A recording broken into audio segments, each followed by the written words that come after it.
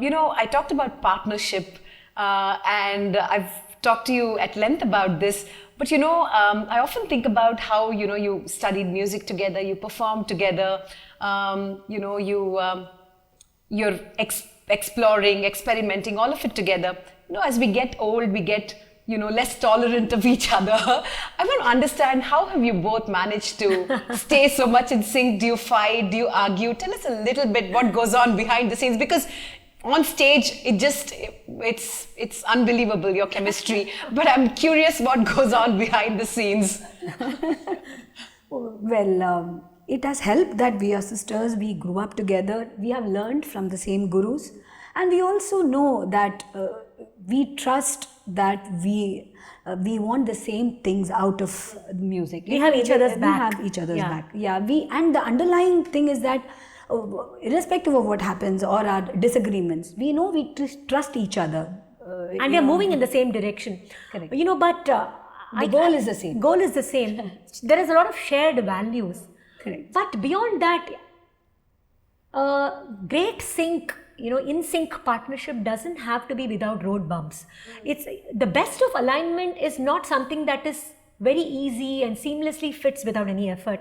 I would say a partnership that is forged through an effort, through disagreements, through conflicts, through discussions, through sharing and airing our disagreements and getting out in the open and talking about it and arguing for each other's viewpoints and then finding that meeting point and convincing each other, and all of this is part of a thriving partnership. So something that easily is achieved, I think, is too boring, no? Dal chawal. Definitely. No, it's not like that. It's like a manthan. जब होता है तब अमृत बनता है ना. Yeah. Correct. So, when there's atma manthan, when there is a churn that goes on, right, when you talk to each other and stand up for why you believe a certain path should be taken, when you're setting up a composition, right, there are some sangatis that I feel that should be part of it, and then she says that no, I feel this is better, and often we have come to blows. It's all tu main, and we fight a lot.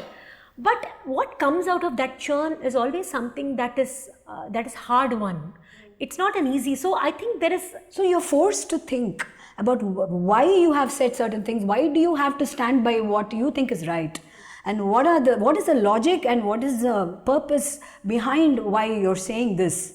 So, but ultimately the hero is Carnatic music. The hero is the music. Yeah. So as long as you can kind of step outside your ego and look at music as that music that should lead you on, if you can kind of lower yourself enough for grace to flow into you, in that sense, I think the synergy and flowing with each other is all part of that journey. Absolutely. But I think also all of this also makes one truly humble, right? Absolutely. When you probably gave an idea and you did not agree, and then finally your idea works and yours doesn't, or something like that, you always feel like, I guess there is a great sense of humility that comes even when you're performing. Yeah. There are things that though I have known her for all my life, there are things that I would never expect. And she always takes me by surprise sometimes, and I'm sure I do the same for her. So there is a certain on toes that happens naturally in a concert, because there are two of us. Right. There are two people who are driving the horse. So I think there is a certain, you learn to share space with somebody else. Absolutely. That itself is a very grounding thing. Yeah. I am very grateful for that. Yeah. Life, I think, to keep me grounded, gave me a sister like Ranjani, who keeps on saying that, the music is bigger than either of us, than all of us. So Fantastic. I'm very grateful for that. When one sees you perform on stage, one is also always just amazed by the sense of wonderment that you have about each other's music. Because, so even now when you sang something, it's just, there's a certain generosity and wonderment with which, you surprise her, or vice versa. I want to add that she gives me all the excitement that I need in my life. And the amazement and the awe, you generally, I am so awestruck when I sit next to her and she sings like this. She takes me by surprise and in such a powerful way. Yeah. I feel I have the best seat in the auditorium. Oh. I would just I want to say that today we have the best seat in the auditorium, being able to listen to you sing up close and personal. So thank you to the Hindu Friday Review for curating this. Before we actually move on to the the questions that I already have. Would the audience like to ask any questions? Can we? We have our little master here who's ready with his question already. How many ragas do you know? Oh, wow. Have you ever been asked that question? No. Oh my, I've never counted, dear. I think the wonderful thing about ragas is that at any stage of your life and your musical development, you can learn new ones. So I think that is the joy that I have not counted, but I know that there are more ragas that I do not know than the ragas that I do know. But I'm sure this question is going to make you think about how many ragas you know tonight for sure. Are there any other questions? Yes, please. Now that you both are moving on with life, and sometimes is it hard to make time to practice together, because as you almost always perform as a duo, you really need to maintain that sync, right? Like throughout your life. So how often do you practice together? How does it work out? And how do your practice sessions usually sound like? Well, it is 37 years. It's over 37 years since we have, shared the stage together, performing. So we are kind of in sync. Like I know when she would want to perhaps express herself, and she gives me also that space to express. We don't actually do much of practice sitting down together. We discuss, we ideate. Usually when we are setting compositions mostly, we will have this discussion, we will have all these arguments and disagreements, whatever, and we will set the composition. And we practice, we kind of sing songs together a lot of times to kind of just get it, internalize it. There's a lot of singing of compositions that we do. The progression of sangatis and so on. So we sit and discuss all those things together, but practicing together actually not much. As I said, sitting down and doing sadhana doesn't happen it's not fixed. We have our own routine of daily sadhana. Daily sadhana happens as an individually it happens. Yeah.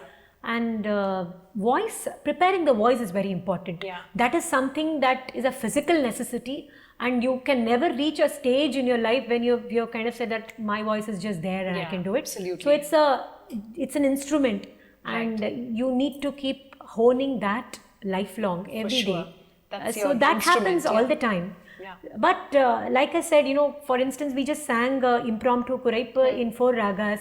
And so Ragam Tanam Pallavis, we kind of decide, complex items, we kind of say this is how we can present, and we kind of have a vision, because on stage there shouldn't be, a kind of imprecise renditions. The what's should be sorted so that the hows happen on stage. Correct. That is the best way of putting Beautifully it. said, and very apt in the Hindu, where we're talking about the principles of journalism. So thank you so much for that. Any other questions? Having been, raised in Mumbai, how was it breaking into the Chennai music scene? Was it difficult? We've heard stories of how difficult it is to get into the Chennai scene. What was the journey for you like? We were very lucky.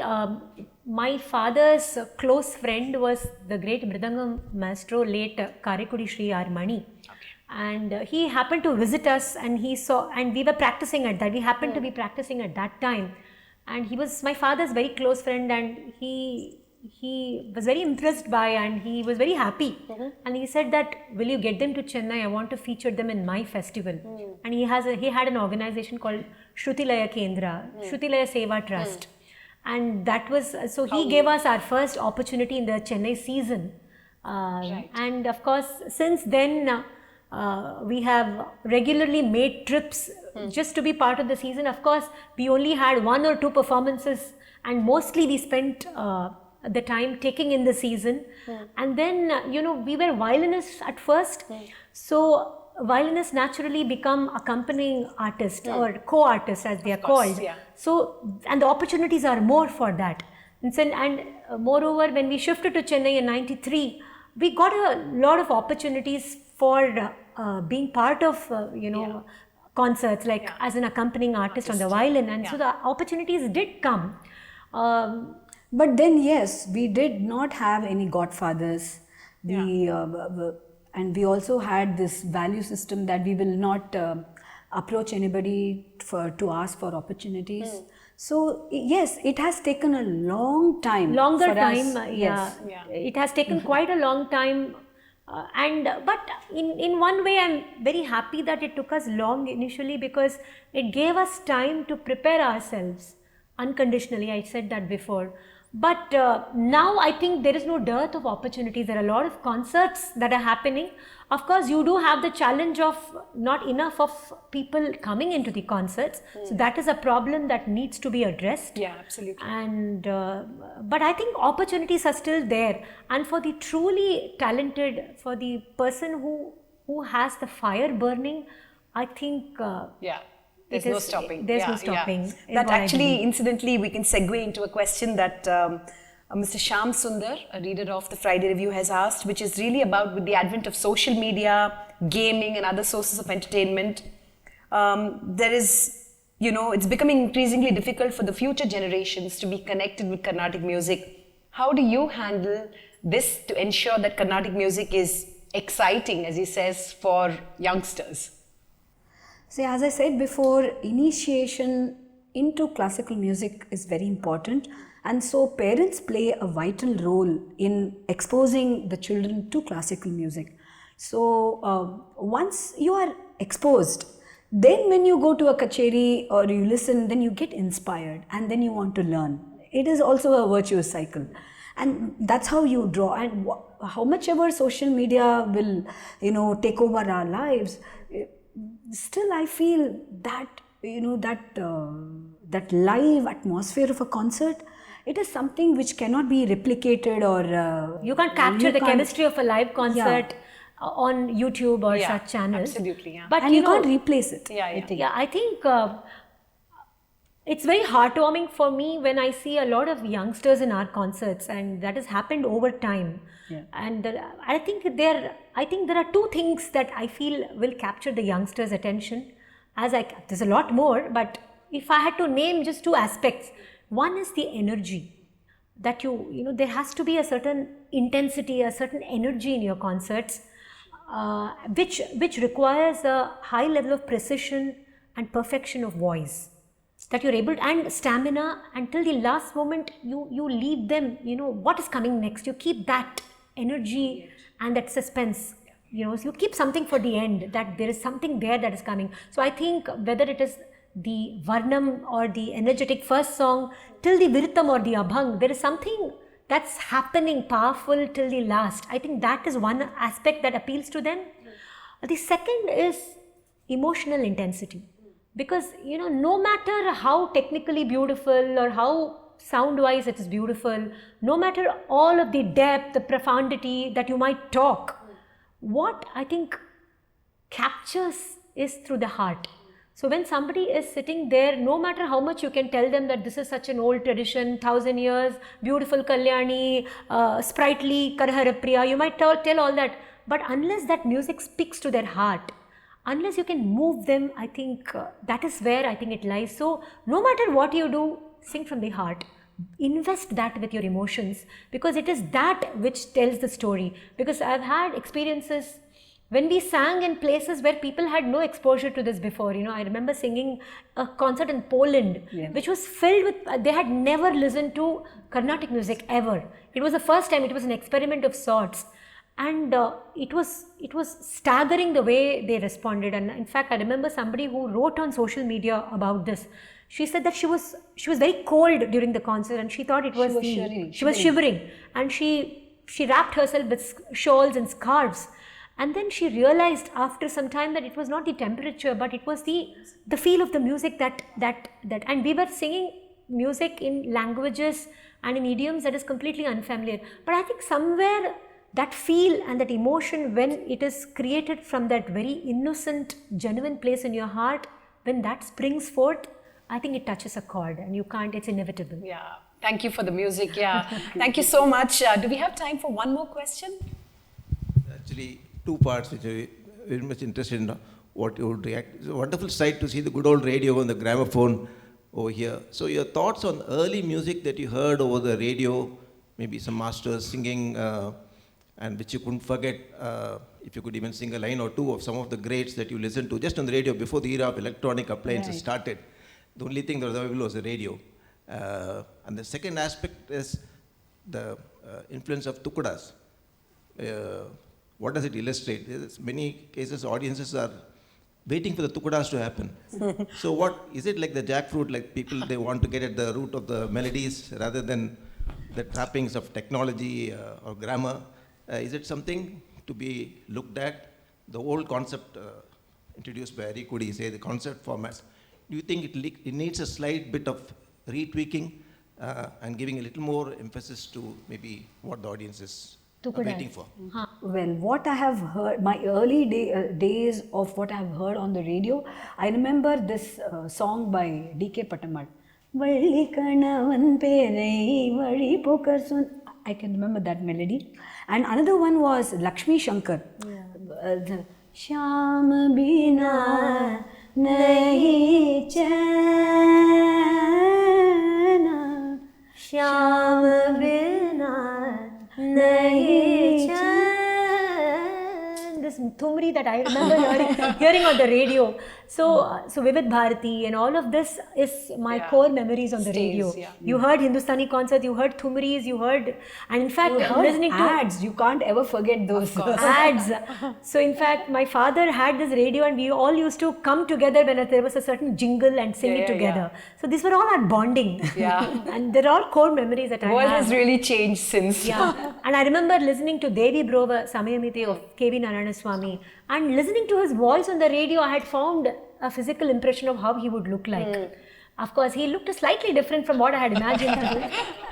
But you know, these are all, radio was a huge part of our growing up years. But talking about, you know, audience reacting or responding better to Tukadas, and whether, I think Tukadas are a fantastic way, you know. In fact, we did a talk on this as well in one of our legdems, which is there on YouTube, that I think Tukadas, more than just short simple songs, are also Tukadas, but more than that, I think often they have been the gateway of innovation. You know, whether it is the Virtams or the introduction of new languages to the fabric of Carnatic music, whether it is the introduction of Hindi, Gujarati, Bengali, Marathi, it has happened through the Tukadas. You know, whether it is the Hindustani style being absorbed so naturally and organically into Carnatic music, it has been through Tukadas. Whether it is the beautiful tapestry of Virtams, which is ad hoc singing, of again the poetry, that has also happened through this tail ender of Tukadas.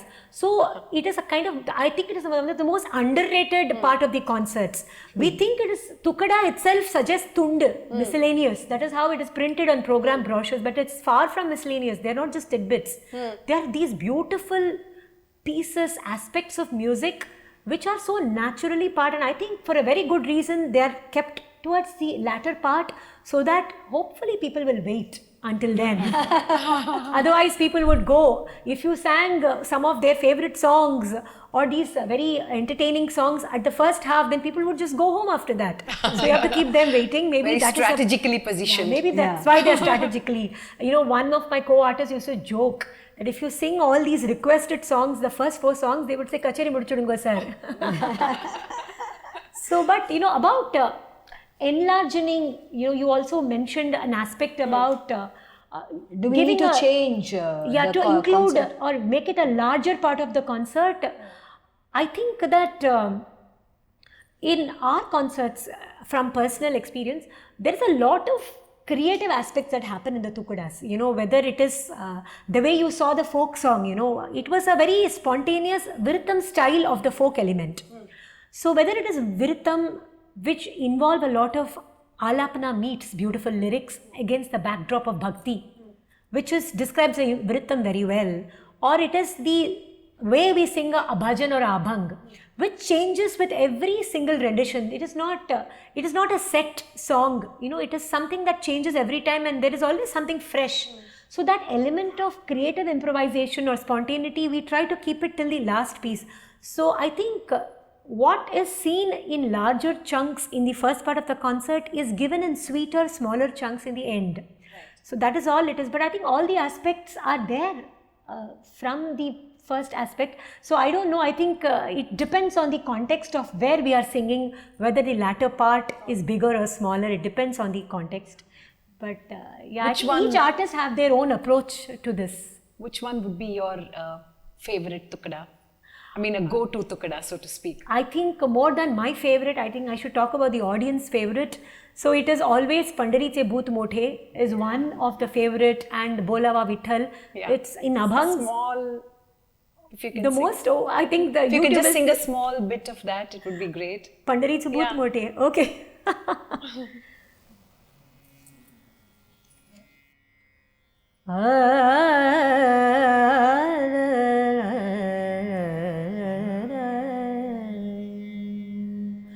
जाऊ नका कोणी तिथे जाऊ नका कोणी कोणी तिथे जाऊ नका कोणी तिथे जाऊ नका अहो जाऊ नका तिथे जाऊ नका कोणी जाऊ नका कोणी तिथे जाऊ नका कोणी जे गेले नाही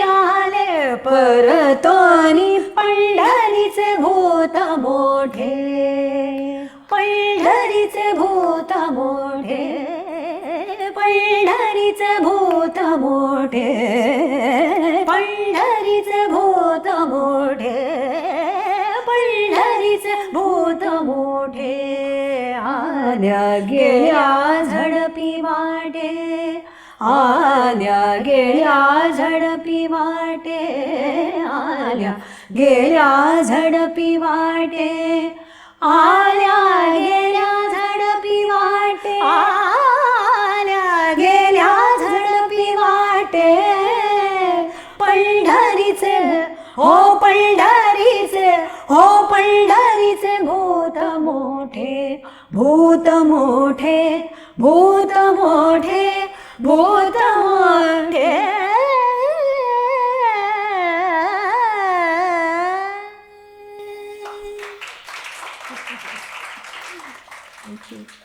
Ma'am, you spoke about the impact when you performed for Raja's 80th birthday. So, I mean, there have been instances where Carnatic musicians like Bala Murali Krishna sung for K.V. Mahadevan. Now even Sanjay Subramaniam has collaborated with Rolden.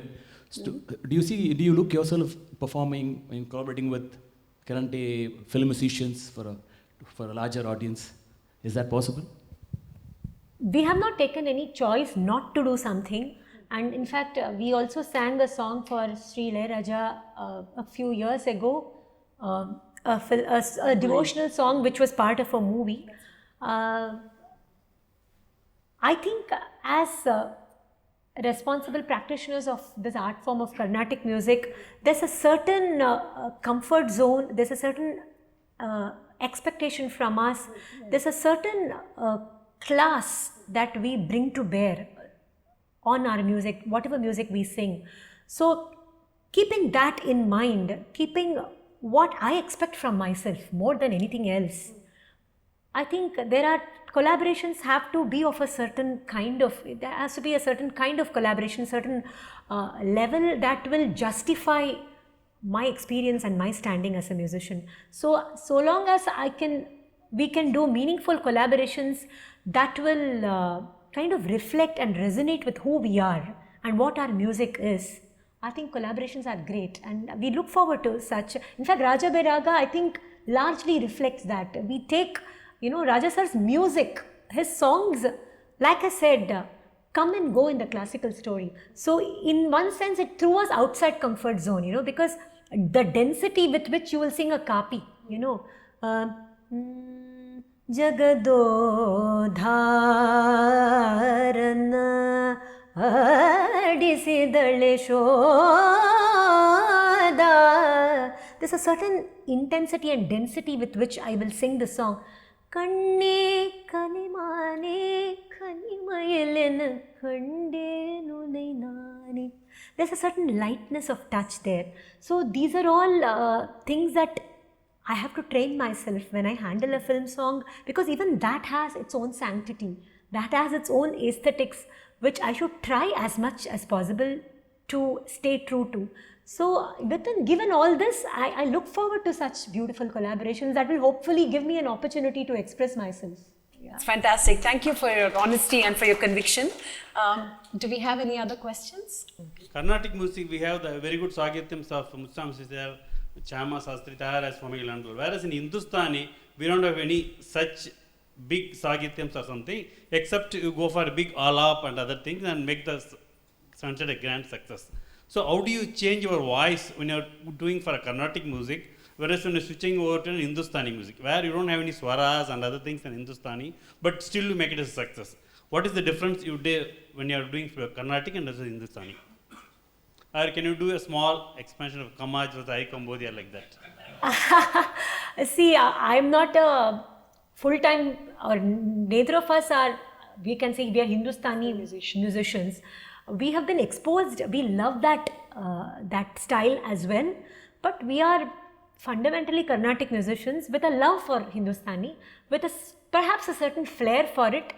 Like you said, the Bandish is a far shorter version of the Kriti, which is very detailed, layered, elaborate. In a Carnatic concert, we don't sing Khayal. No, Khayal is that is the mainstream Hindustani concert. That is our main. We don't sing Khayal in our concerts because that's a totally different. But in Rasa Be Raga, in a certain medley, a Bandish features. Yeah. So I don't know if I throw my voice differently, it is just the same. But from the perspective of a Carnatic musician, I display my love for Hindustani, that's all. The aesthetics are different, but voice-wise, I don't think it needs something very different to, it needs different articulation. It's not true. The aesthetics are different, and you need to understand those aesthetics to be able to sing Hindustani. We need a long breath. அதெல்லாம் ஒண்ணுதான் sir, நம்மளோட இதில் இல்லாததா. we need a lot of stamina to sing Carnatic music with all those gamakams, and it, each composition traverses, 2 octaves at least, right? So of course the difference is in the detailing, the way the notes are approached, For instance, if you sing a Kamboji, or any raga, let me take Charukeshi because it's a very appealing raga.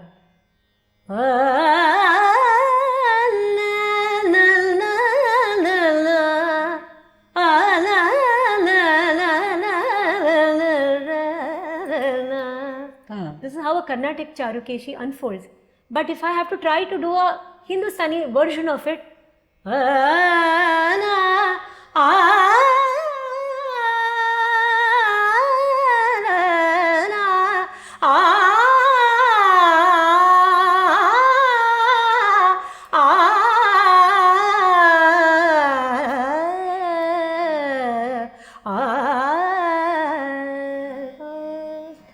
Hindustani version of the same raga. So this is an attempt at, so the detailing is different. Gama padani sari gari sada, gama padani magari ni sagari sada, ma pada pa. So that's how you sing both. Thank you for sharing so much music, Ranjani and Gayatri. I'm not going to let you go. I'm true blue Karan Johar style. I'm going to do 5 rapid fire questions with you. So, both of you could answer this. If you were not a musician, you'd be? Well, I would be a dancer. Yeah, she dances pretty well. Great. I think I would probably take the writing field. I love to write. Okay, yes. Fantastic. What's your secret superstition before a concert, before a performance? None. Absolutely none. Okay, great, fantastic. Okay, Tyagaraja, Dikshitar, Shama Shastri, your favorite? Tyagaraja. How do you pick favorites? It's very difficult. Just putting you on But a if I spot. had to, yes, I suppose it's Tyagaraja. Tyagaraja, okay. Favorite venue to perform across the world? Well, there are many, but I would, if I have to, choose a few, I would say because of the recent, experience that we had in Mysore in a concert in Bidaram. Bidaram, Krishnappa, Rama Mandira. So the intimacy, it's a small space, and the rasikas or the audiences are sitting right next to you. So it's a very intimate, powerful connection between them. Yes, It is and very beautiful. the Rama, all that Idol Sita is Murti. idol is just in front of you. As you sing, you're looking at the Lord and you're singing. It does something to you. It's magical. But then there's, having said that, there's also about these grand spaces. You know, like we performed in Esplanade Just this last Singapore, month. yeah. And a few months before that, we sang at the Barbican Center to an audience of 2,000. So such grand spaces filled with a mix of Indians and West Caucasians. So I think that has its own power and charm. So For sure. there's a beauty in both. Right. One last question. Are you nervous or excited before a performance? I get a little anxious before the screen goes up. Okay. Yeah, you could call it excitement too. But once the screen goes up and once I start singing, that's it. I'm in my zone. What about you, Gayatri? I'm just focused. I'm in my zone. Right. Okay. Super. It's neither nervous nor it's a kind of stillness. Yeah, that is Stillness, that's a beautiful word.